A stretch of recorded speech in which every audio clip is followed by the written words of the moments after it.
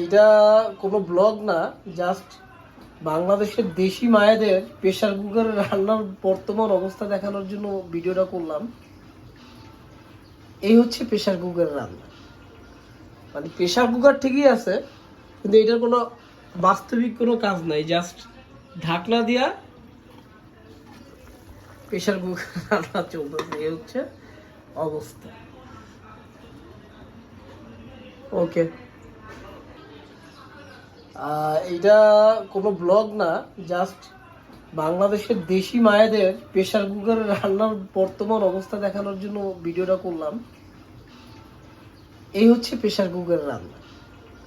মানে pressure cooker ঠিকই আছে, কিন্তু এটার কোনো বাস্তবিক কোনো কাজ নাই, জাস্ট ঢাকনা দিয়া